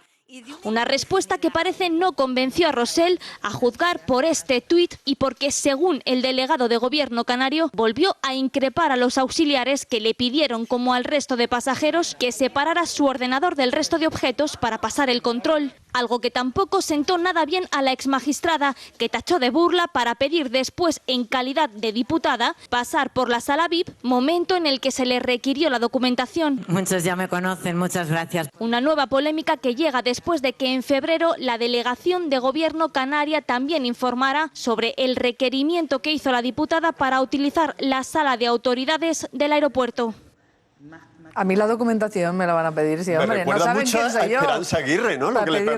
Me recuerda muchísimo lo que le pasó a Esperanza Aguirre en Gran Vía, madrileña, ¿eh? Lo mismo. Más o menos igual, creo yo. En un aeropuerto, ¿no? Con la sensación de seguridad. Esperanza Aguirre dijo que yo soy más que conocida. Yo para qué te voy a dar la documentación, más o menos, vino a decir, ¿Tú crees ¿no? que dijo eso Esperanza Aguirre? Más o menos, más o menos. No es literal, no es literal. Hombre, y tanto. Dijo eso. Tampoco es defendible lo que hizo Esperanza Aguirre. Y además agredió a un motorista. Lo que le ha faltado a la juez Macarra de Podemos es decir, no sabe usted con quién está hablando. Es lo único que le ha faltado para cerrar el... Ya no será ministra de Justicia con el PSOE, ya lo sabes. ¿Cómo que no? No, ya te lo digo yo. ¿Cómo que no? No, que lo sé y no lo va a ser. No, a mí, no va a ser ministra de Justicia. Lo primero que me sorprende es siempre el argumento para defender a Podemos, el argumento del PSOE, siempre atacando a alguien del Partido Popular. Es un comentario, pero ya está muy feo. Vamos a hablar de este acontecimiento, de esto que a mí me parece impresentable, sobre todo para la gente y esta gente que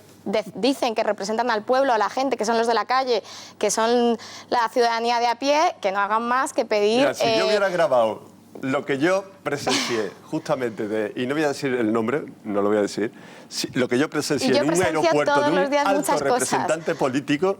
Entonces, y yo presencio muchos días muchas cosas también. No sabría lo que hemos escuchado aquí que hacía cachondeo. Déjame terminar en mi argumento de decir respecto a esta señora que a mí lo que me sorprende es eso, ¿no? Que esta gente que dicen representar a la gente, al pueblo, a la calle, que no hagan más que pedir concesiones y privilegios por ser precisamente políticos, ¿no? Y yo creo que eso ya... ¿Y qué os parece que Rivera ahora solo acepte que Podemos vote sí? Que si se abstiene no lo quiere y la reunión del jueves a las 4:30, no sé si perder un minuto más, porque como están tirándose horas y días, cienes de días podemos decir ya, porque vamos por 108. Isabel, y solo han acordado reunirse el próximo jueves. Hay otro que no hace nada, pues ni siquiera se reúne. Rajoy ni siquiera se reúne. No, pero yo tengo que está decir sentado. Que es un inconveniente más y que yo espero que el jueves, en la reunión, se demuestre quién va con voluntad real de llegar a un acuerdo y a un pacto y quién posiblemente no tenga esa voluntad. ¿De qué? De un nuevo gobierno, un gobierno de cambio, Sánchez, ¿no? evidentemente. Para que gobierne Pedro Sánchez. Tiene que ser Pedro Sánchez porque ha sido el partido político de los que significarán un cambio de gobierno que ha sacado más representantes electorales. Que precisamente para nosotros los madrileños, Pedro Sánchez es la persona que sacó el peor resultado en las elecciones y nos parece que no tiene la legitimidad para ser presidente. Una persona que nunca ha hecho política por Madrid. ¿Me permitís? Es verdad. ¿Esperas algo de esta reunión? ¿Va a haber acuerdo? ¿Va a haber gobierno? A mí todo lo que estoy viendo son fuegos artificiales. Y te digo una cosa, es verdad. Pedro Sánchez no ganó las elecciones, pero Mariano Rajoy las ganó y se sentó a ver si mataban a Pedro Sánchez y otros le hacían el trabajo. Sí, es verdad. Desde el día 21 dijimos que lo que las urnas nos han dicho... Porque Mariano Rajoy comete el error de hacerse un pasapalabra. Oye, pero por favor, y a partir de ahí todo el mundo está haciendo fuegos artificiales. Eso no es así. Por favor, diciendo esto, porque si volvemos otra vez a por qué están donde están, quiero hablar del futuro. Es que todo es lo mismo. Va a llegar a... Pero no sé, Ciudadanos ha cambiado. Decía que con Podemos no iba ni a la vuelta de la esquina. Y mirad lo que dice ahora. El resultado es que no va a haber gobierno. Pero por eso no es lo mismo, es que están moviéndose mucho. Si hay acuerdo de gobierno constitucionalista, reformista y que cuadre las cuentas, pues nosotros podremos estar ahí. Si es un acuerdo de gobierno o que no cuadra las cuentas o que no es constitucionalista o que no defiende el marco de ese acuerdo básico que hemos hecho con el Partido Socialista, pues no pasa nada. Ciudadanos estará en la oposición. Bueno, ¿hay movimiento? ¿Creéis que esto llega a algo? ¿No llega a algo? Yo creo que él no ha cambiado, a pesar de las apariencias, él no ha cambiado de postura. ¿No? Yo creo que de forma tajante, porque todo el mundo tiene, vamos a ver, aquí hay cosas que son inadmisibles desde el punto de vista 30 segundos. ético y moral. Uno es que la gente, en lugar de asumir responsabilidades, siempre se agarra a lo de voy a consultar a las bases. Lo hace Sánchez, lo hace Iglesias, y cuando tu obligación como dirigente es tomar decisiones. Y dos, en el caso de Rivera, es evidente que tiene ya en mente las elecciones. Y su postura no ha cambiado. Con Podemos no van a ir ni a recoger billetes de 500 Acaba de euros. contestar Podemos, o sea, Íñigo Errejón, acaba de contestarle a Albert Rivera. Zancadillas antes de la reunión o empezar a poner condiciones inasumibles antes de la reunión parecería la actitud de alguien que efectivamente no quiere que se llegue a la posibilidad de un acuerdo. A ver, Esther, rápido. Graciosísimo, ¿eh? Desde luego, labia no le falta, porque, en fin, que lo diga Podemos que puso sus condiciones, sus ministros, su todo en su primera oferta, yo de verdad, esto es el día de la marmota, pero ya ¡qué horror! soporífero. Aunque si tienen que ¿Podemos? repetir, ¿te repiten las cosas muchas veces? ¿A mí? Sí. Porque estás solo. Tienen que repetírtelas. Y no escuchas las conversaciones, pero no las entiendes. Las Creo tuyas que aquí sí. eso pasa un poquito por aquí a veces, ¿eh? No sé si es por esto, porque Será. a lo mejor alguien de aquí necesita urgentemente sonovida, como si a usted le pasa esto.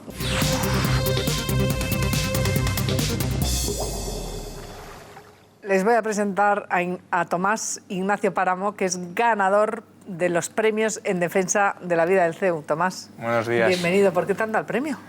Pues bueno, tienes 19 años. Tenía tienes 20. 19, ya tengo acabas 20, de cumplir sí. 20, ¿no? ¿Por qué te han dado el premio? Pues me lo dieron porque, bueno, en principal porque acabo de tener un hijo el día 14 de marzo. Enhorabuena. Muchas gracias. Y me lo dieron porque convocaron en mi universidad unos premios en defensa de la vida.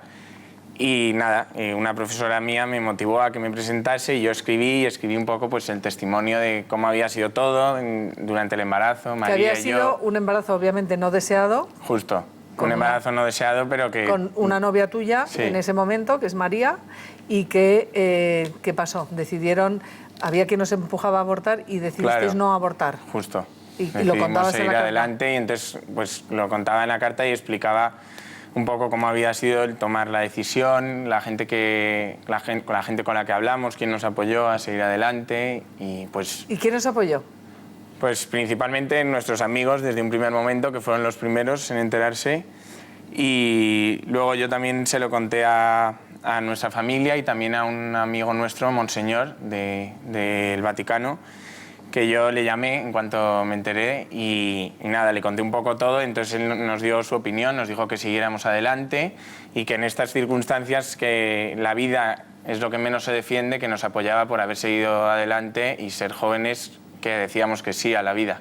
Ya, y entonces, habéis tenido todos estos meses, tú relatas en esta carta, que es la que han premiado por todo el relato Sí. de los apoyos, había quien nos decía que no Justo al principio mucha gente te dice que no, que tienes 19 años, que cómo vas a tener un hijo, que te vas a fastidiar tu vida y que no puedes tú tener un hijo. Entonces es un poco luchar contra eso y luego en realidad tener un hijo no tiene nada que ver con lo que te dice la gente que te dice que no, porque yo creo que da igual que tengas 20 o 30 o 40 años, que el momento que ves a tu hijo eres la persona más feliz del mundo y que yo creo que en este caso hay muchísima gente que te puede ayudar para que sigas adelante, que yo creo que es lo más grande que te puede pasar tener un hijo. Vamos, de momento ahora mismo para María y para mí es la mayor felicidad que tenemos. Porque se llama Tomás, ¿no? Sí, se llama igual que tú. Sí. Y al final, ¿con qué mensaje te quedas, no? Pues me quedo con que la gente que se vea en la misma situación que un día vivimos María y yo, que es de repente horrible, que el mundo se te viene encima, que no sabes ni cómo empezar, que digan que sí, que adelante y que al final la vida es lo más bonito que hay y que tú no tienes derecho a matar a nadie si le puedes dar la vida.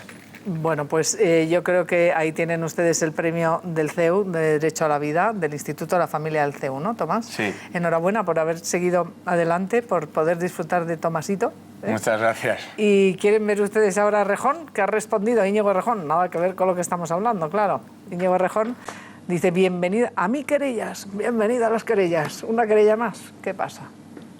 No solo que es radicalmente falso, sino que cada vez que alguien se ha atrevido no a ponerlo en una portada, sino a acudir a los tribunales, porque es una acusación grave, los tribunales han dicho siempre y de forma unánime lo mismo, que no es cierto. Y por tanto, combinamos a cualquiera que tenga la menor duda, la menor sospecha o la menor prueba a volver a acudir a los tribunales. Nada, la cuestión está en los tribunales. No pasa nada. Si fuera Pinochet estarían todos diciendo lo mismo. Esta es la conclusión. ¿Cómo vais de dolores de espalda? Yo fatal, pero debería ser él quien fuese a los tribunales y es mentira. Que dolores de espalda, reuma, artrosis, lumbago, osteoporosis tienen los días contados. Y ahora tenemos que ir a la respuesta a la pregunta que les hacíamos esta mañana. ¿A quién votará si hay nuevas elecciones? Rajoy 86,3%, Sánchez un 13,7%. Bueno, novedad. Que no somos partidarios del... Gracias Ana Pérez, gracias Víctor, Hasta la próxima. Alfonso, Esther y Placer, Ricardo. muchas gracias. Y despedimos Gracias. también a Antonio Hurtado. Gracias a todos por estar ahí y ya lo saben, ahora se quedan con María Pelayo y Ricardo Altable porque empieza al día. Hasta mañana.